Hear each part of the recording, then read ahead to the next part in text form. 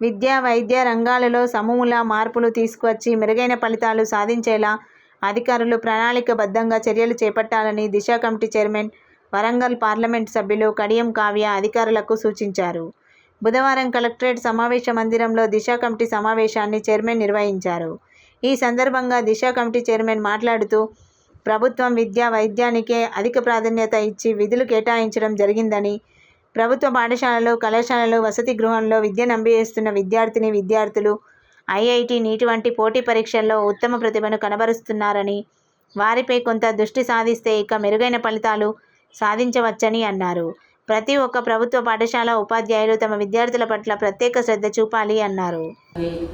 Ramlila madam గారికి, మాధవి గారికి, అట్లాగే ఇక్కడ ఉన్నటువంటి ఇతర అధికారులకి, ప్రెస్ మీడియా మిత్రులకి, ప్రతి ఒక్కరికి కూడా నా హృదయపూర్వక ధన్యవాదాలు తెలియజేసుకుంటున్నాను. మన సీఎం గారు రేవంత్ రెడ్డి గారు ఏదైతే తెలంగాణలో హైదరాబాద్ తర్వాత వరంగల్ని రెండో రాజధానిగా చేసుకుందాము అన్న ఉద్దేశంతో ముందుకు సాగుతున్నాము. వివిధ కార్యక్రమాలలో ముందడుగే పడుతుంది.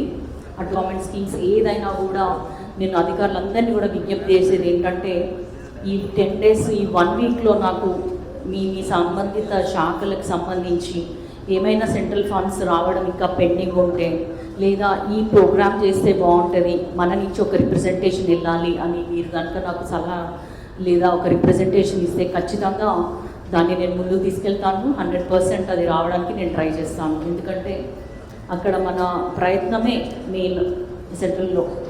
సో దానికి అనుగుణంగా మీరు కూడా నాకు హెల్ప్ చేస్తే మనం వరంగల్ని ఇంత చాలా మంచిగా డెవలప్ చేసుకోవచ్చు. అన్ని రంగాలలో కూడా మనం చూసినాము. నేషనల్ హెల్త్ మిషన్ ఉంది, స్మార్ట్ సిటీ, ఫండ్స్ పెండింగ్ అన్నారు.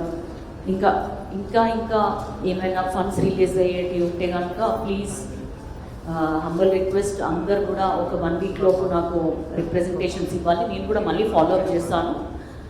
అందరికీ ఇది నా మొదటి మీటింగ్ కాబట్టి నెక్స్ట్ టైం ఇంకా బాగా మనము with detailed project reports, progress, దాంతోపాటు ఇక్కడ కొన్ని డిపార్ట్మెంట్స్ వాళ్ళు రాలేదు.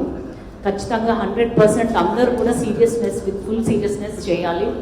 ఎందుకంటే రానున్న 5 ఏళ్ళు కూడా మనం ఖచ్చితంగా ఈ దిశా మీటింగ్ అనేది కంపల్సరీ జరుపుకుంటాము. ఏదో సంవత్సరానికి ఒకసారి చేసి